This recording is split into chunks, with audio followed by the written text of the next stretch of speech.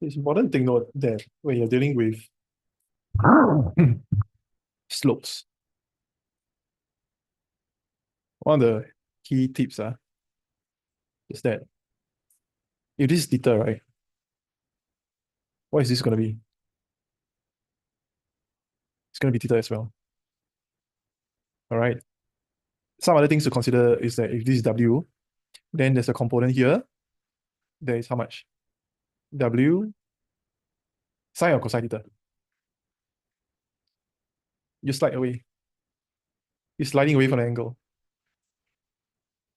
Yeah. And then this will be, the other component will be W cosine theta. Okay. Why is that so? Because sometimes you will be required to resolve forces in the XY direction. So the XY direction will be this way instead. The X direction is the one parallel to the slope, whereas the Y direction is the one perpendicular to the slope. So when you look at slope questions, right, very, very common to rotate your frame of reference to this way. That'll help you a lot.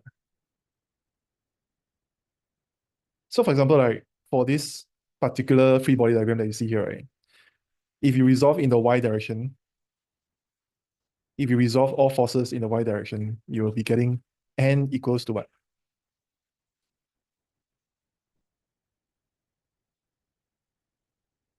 Yeah. Then you can use it to do whatever stuff that you need to solve.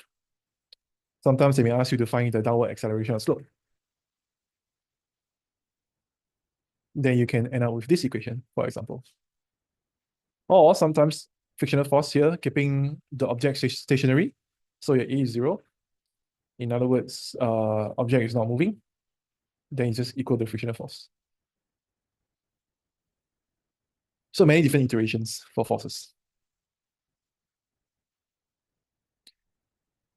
So we have frictional force, always parallel to the surface. I think we've gone through that in secondary school. This kind of question also come out. Ladder. So don't be surprised if you see something like that. So if it's rough floor, then the frictional force is like this. Always opposing the motion.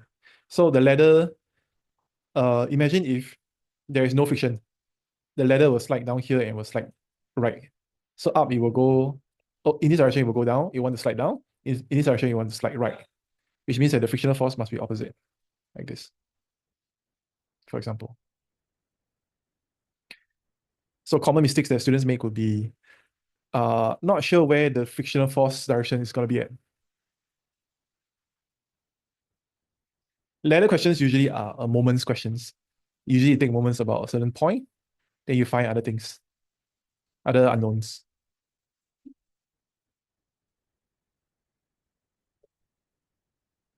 This is a very useful part to take note. You can combine contact forces. Normal contact force and a frictional force can be combined with this. How do we combine? Imagine you're doing a skilled vector diagram. Like this, you can do a parallelogram method, like so, and then I give you this as the answer, which should be the same as this. Okay? For example, just now over this, right?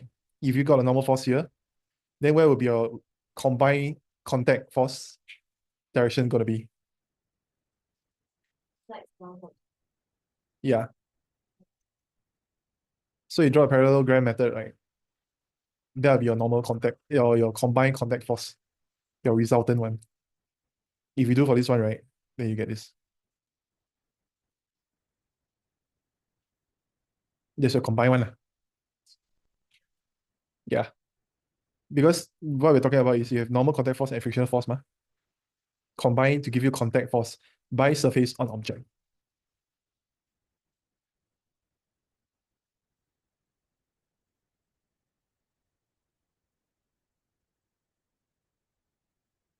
Okay. For the next one, imagine you're walking through the swimming pool water. That's what you're going to feel. Drag force. Very straightforward. The faster you walk, the more drag force you can experience. Now, it doesn't apply only to just swimming pool water or liquid. It applies to gas also. Any gas or liquid is a fluid. Fluid is a category that encompasses gas or liquid. Fluid, as the word fluid says, it flows. So flu means flowing. Therefore, a gas can also flow, a liquid can also flow. Elastic spring force, something new that you didn't cover in secondary school. Then, oh, this one is just telling you about Hooke's law lah. Okay, Hooke's law must look like this. Not this straight line, but passing through the origin. Because it's F equals to Kx, which is Y equals to Mx, where the C is 0. So you must pass through the origin.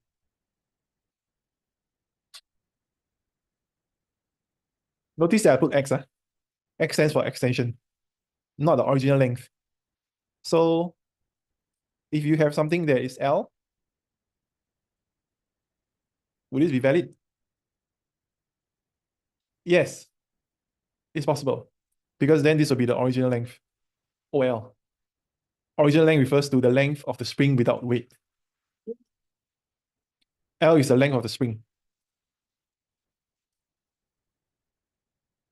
Actually, it's how much you pull or sure. Yeah. So I give you an example. Let's give some values lah. Different color for values. Let's say the original length of the spring is 10 cm.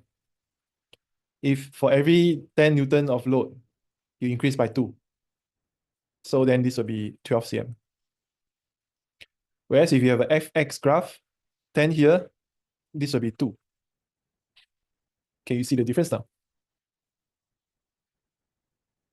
The original length is 10. If you put a 10 Newton force on it, you increase by 2, you go to 12. So you should put 12 here. The values here are based on the length of the spring that currently, whether you have load or without load. But when you see here, the x-intercept is confirmed without load, without any weight. Why is that so? Because at the x-intercept, what's the f value? At the x-intercept, what is the f value? 0. Without load, without weight.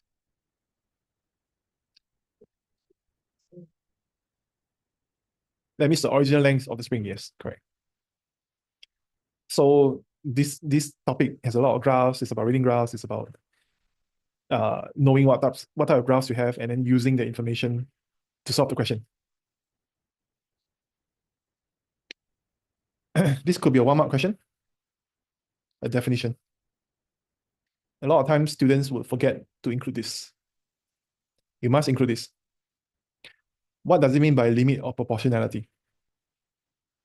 It can only be proportional to a certain extent. Yeah. Because if you pull, like you pull the string anymore, then you just pull. It may not just break. It is what they call deform plastic deformation or deformed plastic.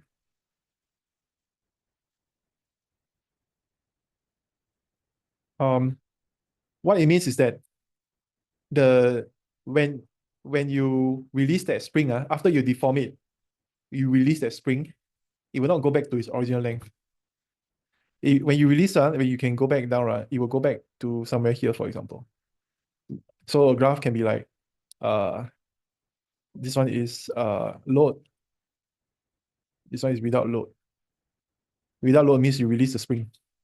So if it goes back to a new length, a different length than the 10 cm, maybe it goes back to, I don't know, 11.5 cm. Then it's deformed. It's permanently deformed. Not necessary. So if you take out your if your pen, the spring inside, right, you pull a little bit, right, it will go back to its original length. But if you pull beyond a certain point, like really pull all the way and then you let go, you find that it's sort of just stuck there. It becomes longer. So that means you have deformed it. It underwent plastic deformation. Plastic refers to the opposite of plastic is elastic. Elastic means you will go back to original length. Plastic means it will go to a new length. So these are two different labels when it comes to explaining about springs, extension of springs.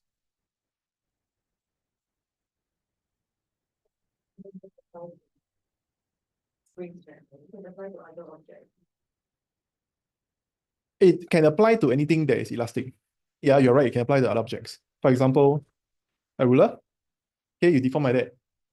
If it goes back to its original length, meaning to say that this ruler, right, if this is the original position and you press down and then you goes back to its original position here, then we say it's elastic. But you know that based on past experience of abusing rulers, there is like a point where if you really bend hard enough, it won't go back to its length. I'm not going to do that here, but that's basically how it goes. It won't break. The ruler doesn't break. I mean, it's a metal ruler, so you will bend. It will bend and you will remain at that position. So we say it's plastic, plastic deformation. So yeah, it doesn't apply to just springs alone. It can apply to different types of situation. Basically, anything that you can pull and then it goes back, that is you can classify it either elastic or plastic.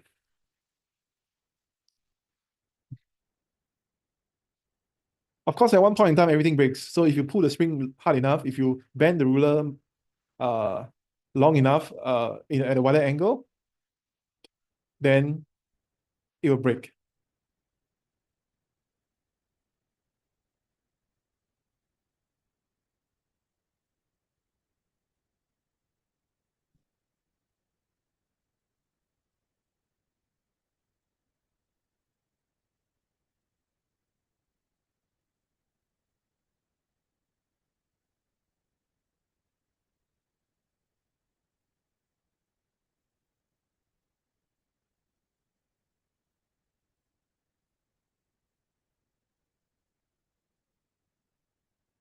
So, when I say earlier on about you pull the spring such that it doesn't go back to its original length.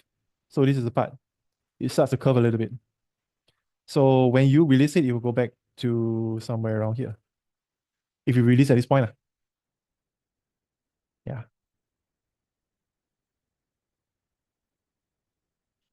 Okay, so F equals to KX. Very important formula to remember.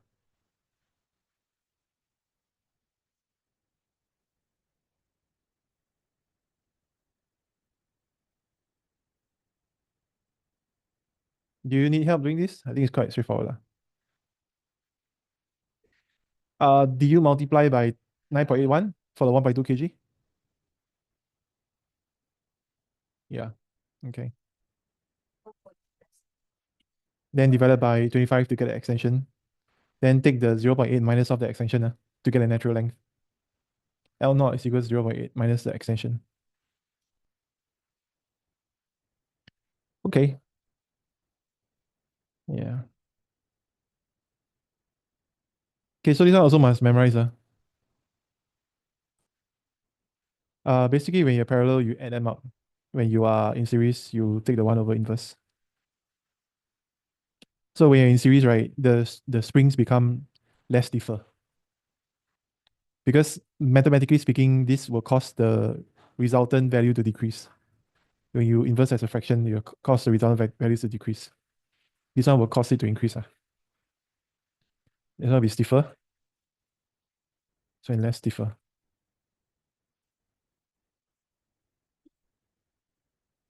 K effective is that if you were to combine these two springs into one spring, that's called K effective. It's a resultant stiffness.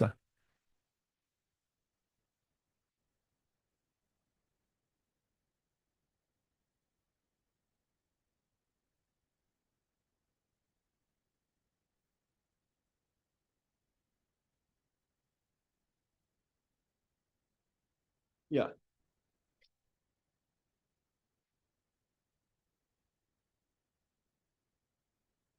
So there will be questions coming on this as well. Do take note of it. Buoyancy force, again, a lot of questions will come out on it. So buoyancy force is based on Archimedes' principle. Is it here? No. Maybe it's in the annex. Basically, Archimedes' principle says that uh, that when an object is submerged in a liquid, right, there's an upward thrust. There's an upthrust. And the upthrust is equal to weight of fluid displaced.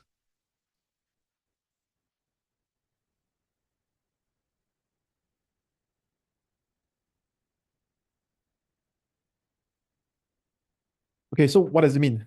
When you submerge something deeper into the water, this is the amount of fluid that has been displaced. Okay.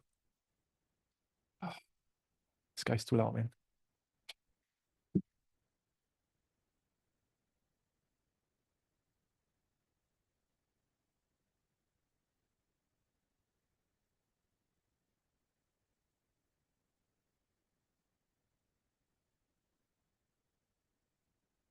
Okay, so because this is a fluid that's displaced, right? That's the upthrust.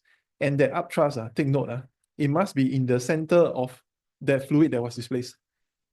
So in this case, this is the amount of fluid that was displaced. Therefore, the center is here. If you look at here, if you completely displace, the center will be the center of the object. Because that fluid displaced now is this much. So the center must be taken as the center object. So there's a difference between completely submerged and partially submerged.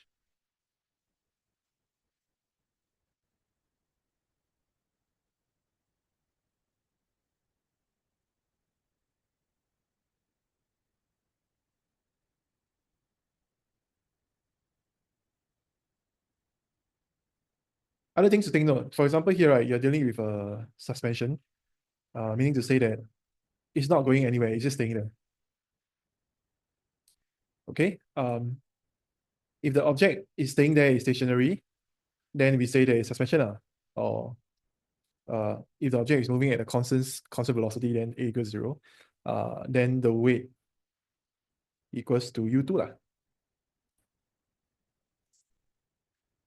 If it continues to sink, then the weight is not equal to U2. The weight must be more than U2. So if sink, then W is more than U2. Sinking means it's still going down. If it hits the bottom, you don't know. You won't know because you got normal force pushing it up, so can't deduce anything from it. There will still be upthrust, yes. So long as you're displacing fluid, there will always be upthrust. For this situation, very obviously the W is less than U1. For this kind of situation. To be clear, let's call this A and let's call this B. So WB is equal to U2, WA is less than U1. I don't want to put same W lah, then you think that it's the same object. Then why sometimes can float, sometimes can sink? Then you be confused.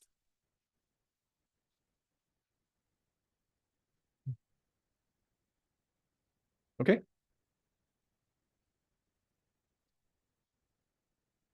Sometimes they will give you a question. So which, based on the diagram that you see above in this picture, which has greater mass, B or A?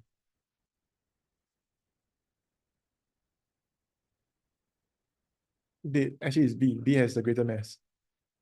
Because B is completely submerged. A is partially submerged. So B will have more mass. Yeah. Based on what you see here, okay, answer is B. Since B is completely submerged. Why is that so? It means that upthrust is greater.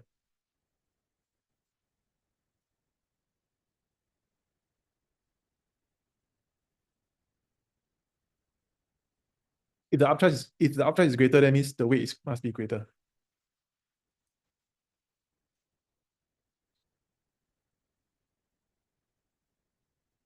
So I give you an example. Think intuitively. If this is they always use this a corkboard material, because corkboard floats on water. Then this is stone. So the stone will sink, what? And then the corkboard will float. So which one is heavier? The stone. So if both of them, for example, 1 meter cube, you must assume that the size and the volume is the same. Only then can you make the comparison. So let's assume that the volume is 1 meter cube and one is made of a cardboard material, and one is made of stone. So straight away, intuitively, you know that the stone will sink, whereas the cardboard material will float. If you can remember that, you can use this next time when in the exam. The heavier one will always sink. The lighter one will always float.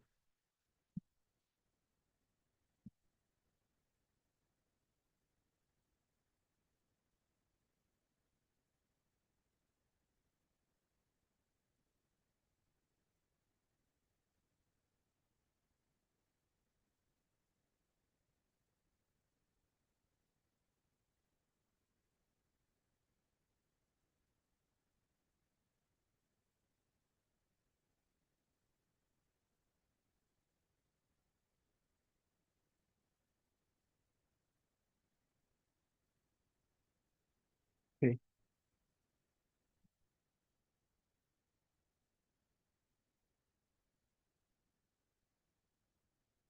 Um, this one you can just read lah.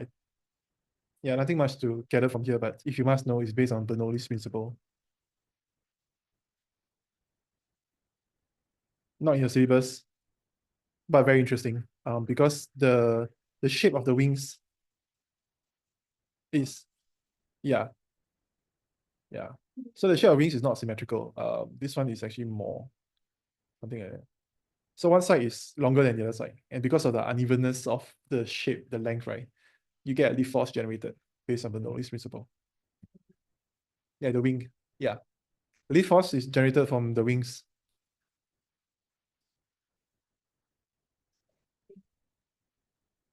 Yeah. Basically the plane must move forward, then you can get a lift force like this. If the plane stops moving forward, you won't get a lift force. That's why a plane can never hover. A helicopter on the other side, on the other hand, can hover. Because helicopter lift force is generated by the movement of the blades. So long as these blades rotate, right, you get a lift force.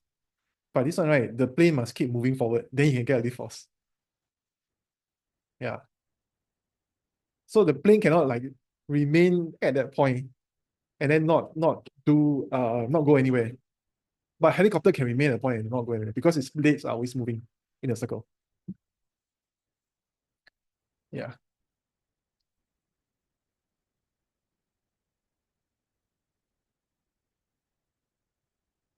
So, what at the top? Yeah.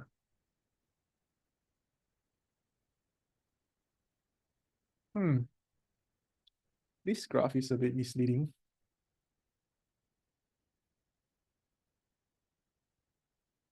Um, it doesn't show you how the truss works.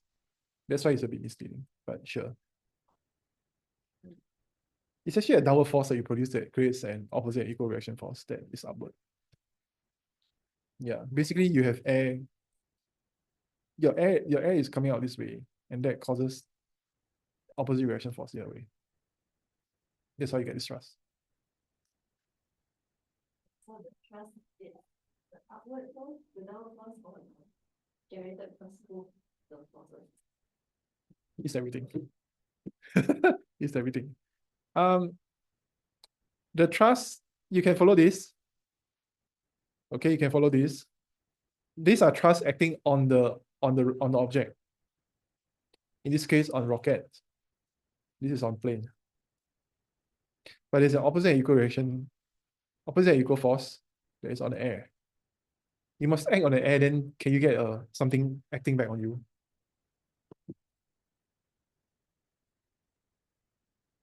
Yeah. The force by the air. Okay, if you want to know more about thrust, it's very simple. You take a hose, right? A water hose, right? High spray one. Okay, then you can try this in the shower lah. So you take out a shower head, right? Then you leave it dangling against the wall. And then you turn on the shower head. Then the shower head will splash water against the wall. What happens to the shower head? As you splash water here. You remove the shower head from the handle, you leave it dangling, or you hold the shower head like that. So the shower head is here, right? And it's facing the wall. Then you turn on the water. So the shower head will splash water against the wall. But where will the shower head go? The other way lah. That's what this is doing. Intuitively speaking. Yeah.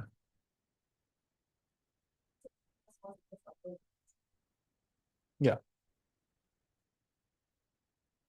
Newton's third law is everywhere. Just gotta experience it yourself. Okay. Um, and this is where you talk about the talk and all that. This is currently where you're at.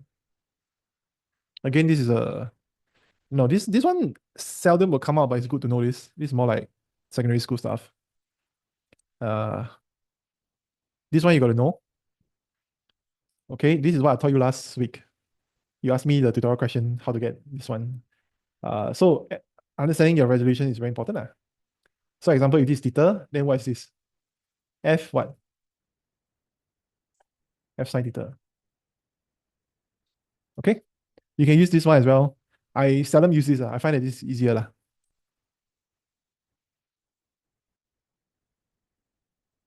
Oh, this is the one you asked me. Okay. Talk of a couple. I also mentioned about that as well.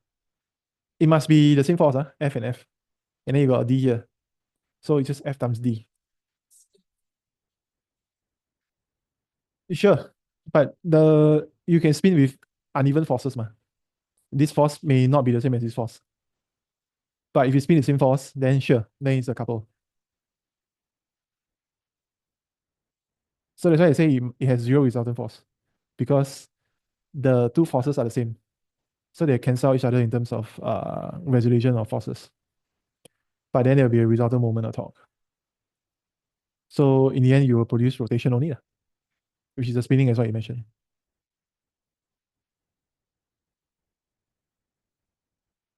Okay. Then this one is very simple. It's just 5 sine 60 times 2. That'll be the answer. So in terms of equilibrium, there are two kinds. One is translational and one is rotational. Rotational is based on moments. Translational is based on F net equals to ma.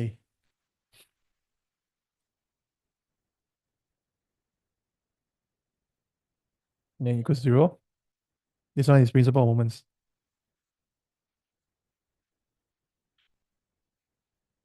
Anticlockwise equals clockwise.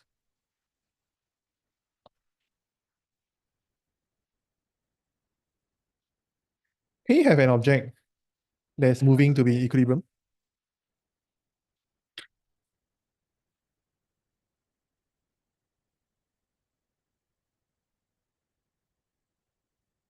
Is it possible?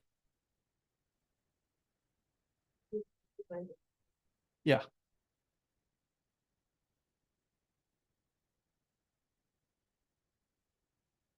Answer is yes. Provided its acceleration is 0 and angular acceleration also 0. Uh, Something that you never learn. Okay, very simple. If you're moving, right, you're moving faster and faster, you're accelerating. If you're rotating, right, you're rotating faster and faster over time, you have angular acceleration. Yeah. If both of it is 0, then you're in equilibrium. You're in total equilibrium.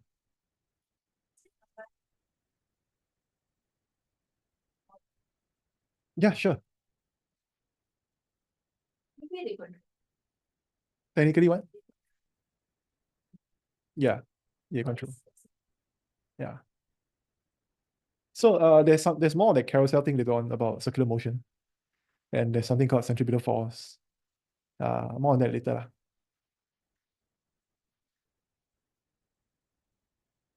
If you think kinematics is complicated, wait till you go to circular motion. Yeah, in time. Circular motion, right? Gravitation, that will be your topics for mid-year, most likely. Or WA.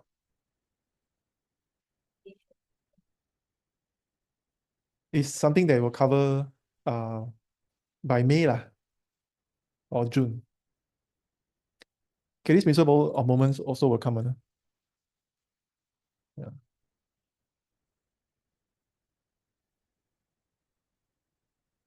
No. Same axis, or same pivot also can. Mm. Yeah. Yeah. But now we need to state rotational equilibrium. Yes.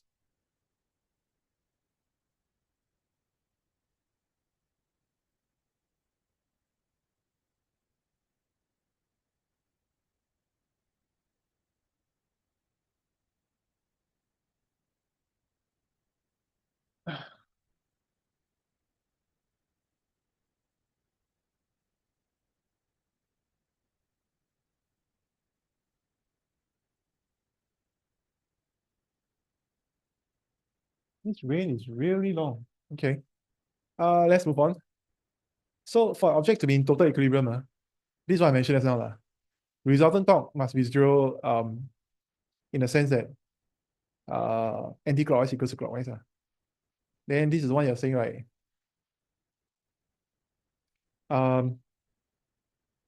Best way to explain this is to try to solve a question. So let's dive straight into what are they saying. Oh, there's nothing here. Okay. So let's go with this. So you have a mass of 210, length 8. So once you have a mass here, right, you can put a W here. That's in the middle. I like to put the I like to label with the answers with the numbers here to tell me that to remind myself this is what I need to work with. Okay. On the figure below, draw the free body diagram of beam OP. You don't have to draw directly first. You can draw it here, and then you bring it over to the answer, the space later. The reason why I asked you to draw it here is because you have everything here. Easier to draw. Okay, question. Imagine your OP right now. Like this is your head. These are your hands. And then this is your feet. Okay. So what will you experience at P? Your feet. What kind of force will you experience? Tension. Is it towards you or away from you? Away. And you must follow this string. So you get something like that. T.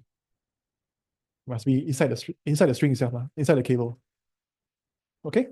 What about here? It's not a pivot point. I mean, it's pivoted at one end, but it's not really a pivot. Did you say a pivot? Let's see. Okay,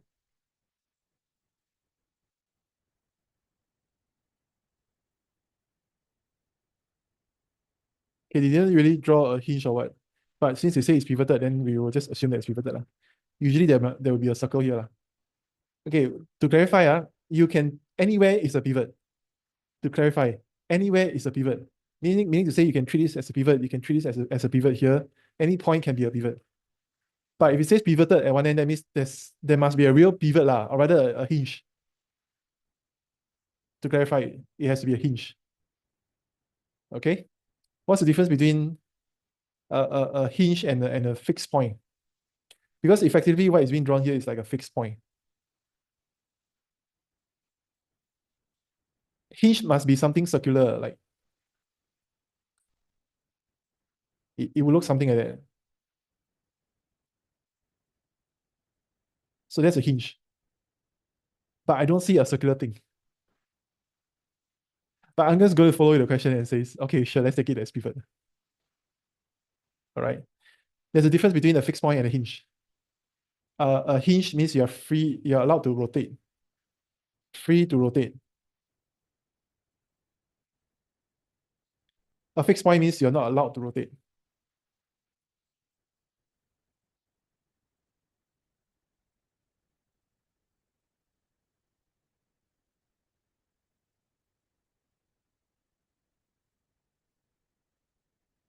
Okay, so we are assuming that it's allowed to rotate. All right.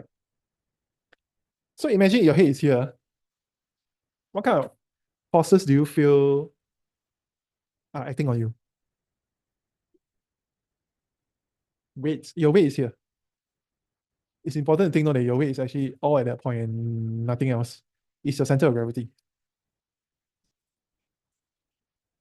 Yeah, there's other forces. You are pinned against a wall. How do you feel when your head is pushed against the wall? Obviously, there will be a normal reaction force. Okay. So this will be a Rx.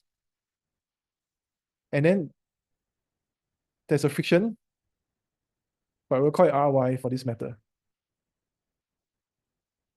Okay, you're fixed at that point. If it's a fixed pivot at that point, okay, you're only dealing with Rx and Ry. Meaning to say there's something pushing your head back against you. There's also something pushing up as well. Why is it important? Because all of this will be the answer to this. There's no box. You're given a line. Ry, Rx. This one. Theta. And W. They indicate. Yeah. You can say weight of the beam if you want to. See? Calculate the force R that the wall exerts on the beam. Which is the Rx plus Ry, the resultant force. Okay, so this will be something it looks like. But you need to label. You need to label. Can you draw something like this? Tension is here. W. Will you be able to draw something like this? The answer is yes. You can draw R. But do take note when you're drawing this, right? Make sure they are all. Oh, this one is not very. Let me try again. Make sure they're all passing through a single point. Yeah, concurrent forces.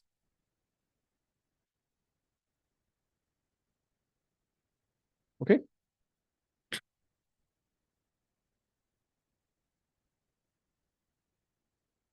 After you do this, try to solve the question. Let's see if we can do it. We'll review Don't worry about that. So I give you an idea. We are currently at step 1. Try to use step 2. Step 2 is for the part B. Part B is step 2. Part C is step 3. This one is step 3. Okay? I don't expect you to know how to do it. Just try.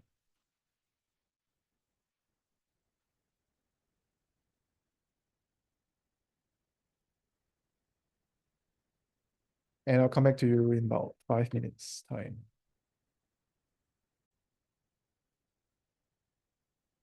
So based on this, right, where should you take your moments at? Take moment about where? Or O it's here. Your pivot should be here. Okay?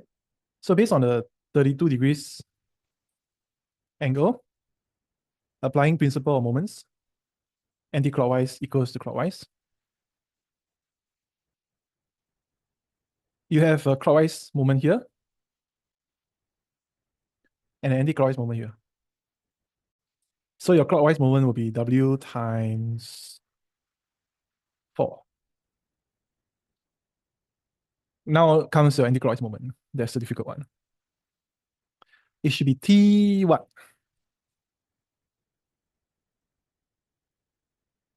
You need to take perpendicular component. T what? T sine 32. Why we take perpendicular component is because of the definition. Moment is force multiplied by perpendicular distance between the line of action of force and the pivot. So perpendicular distance would be this one. But you need to get the perpendicular component of the force. So it's T sine 32. T sine 32 times what? Yeah. So for T Then you're done for part B.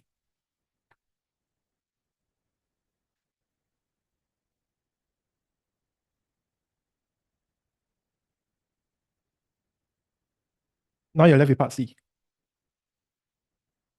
So for part C, right, in a very simple sense, up equals down, left equals right.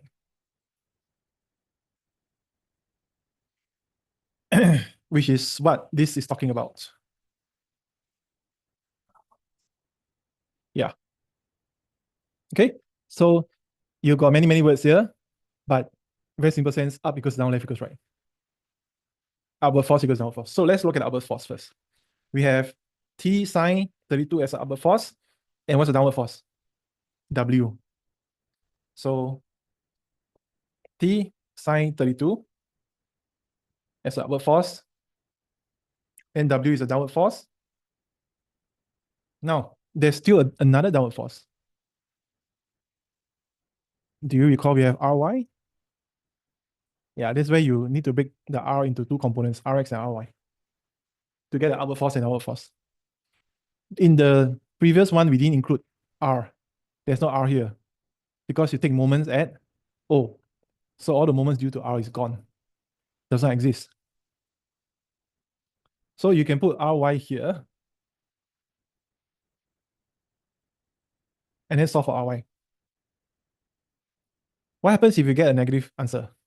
It's fine. Doesn't mean it's wrong. If you get a negative answer, that means Ry is not pointing up. Ry is pointing down. That's all. You never know because you don't know how much is this weight compared to this T sine 32. Right? If the weight is more than T sine 32, then you need Ry to be upwards. If the weight is less than T sine 32, then Ry will be downward. Yeah. Direction is unknown until you get a positive or negative answer for this. Yeah. Can you get the left equals right one?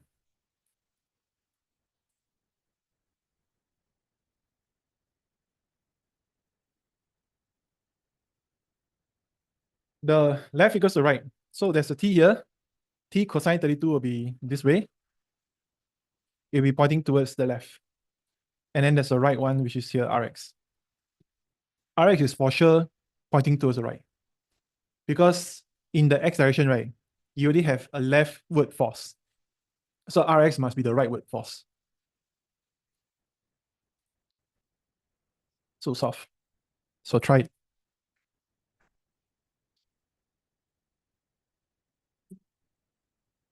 So if you got something positive, then it's the right direction. Yeah. Okay. I mean, it was a bit push.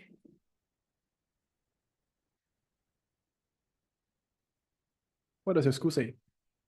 But that's really The lowest SF here is 2 lah. So rounding off to 2 SF is correct. like notification that concern or like that. Based on measured variables. So all these are measured variables. It's 2 SF. Yeah. Okay. Yeah. The next one, this one is important. The length of each vector is proportional to the magnitude.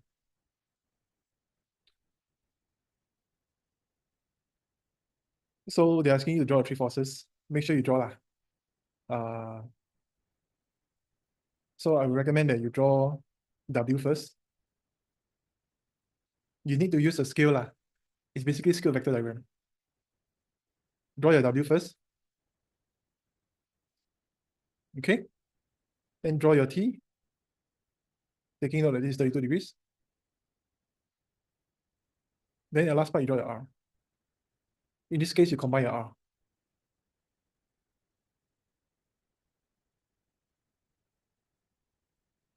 So you need to use a scale lah. I'll leave it up to you to draw. But basically, it's a scale vector diagram.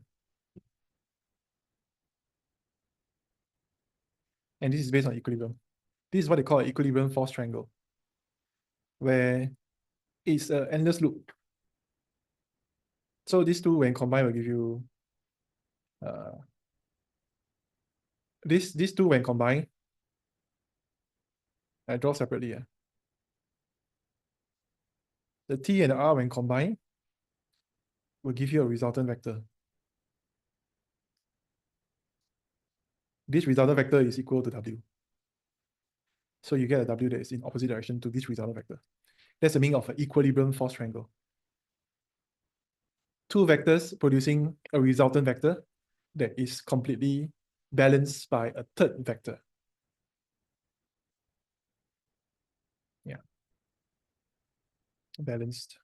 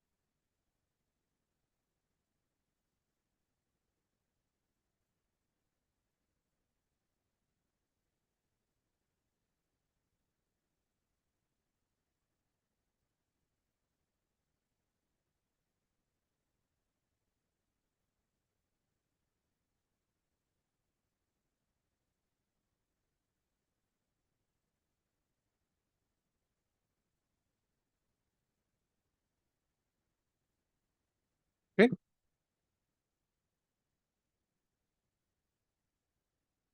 This one, I think you should try it at home with a ruler on an actual piece of paper. Can't do it on a laptop or tablet.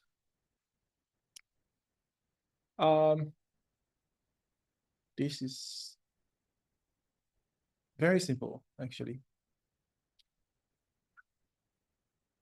Is there a need for you to do step 2 for this?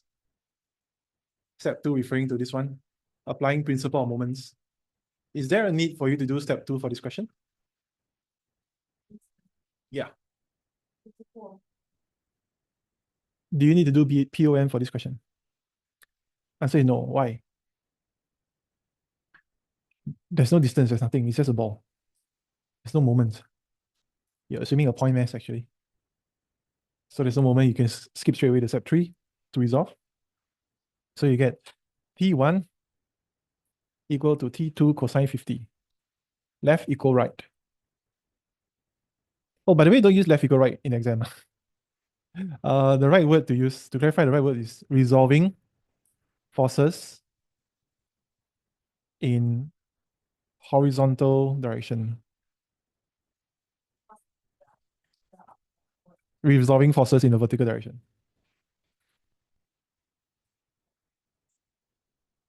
By right, no lah. The right word to use is resolving forces in the horizontal direction, then resolving forces in the vertical direction. So up equals down. I put left equals right, so that's easy for you to remember. Like it's something easily relatable.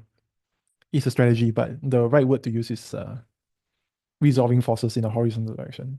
And the vertical direction will be T2 sine 50 equal to 20. Then you can solve from there. Oh, this is interesting.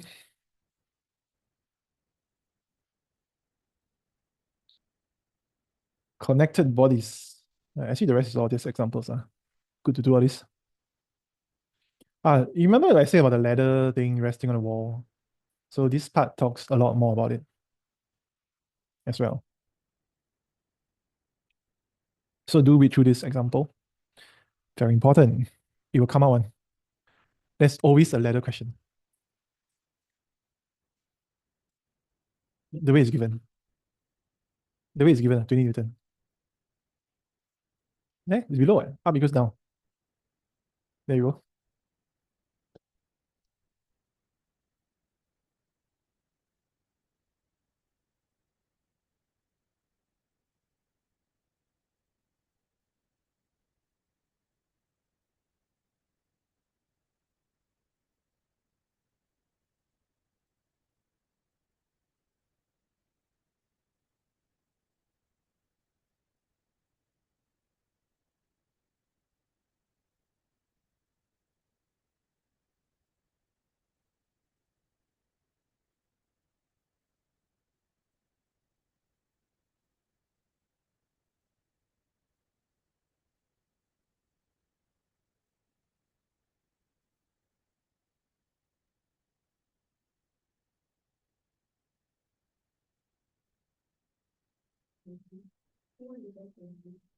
T1 is just 20.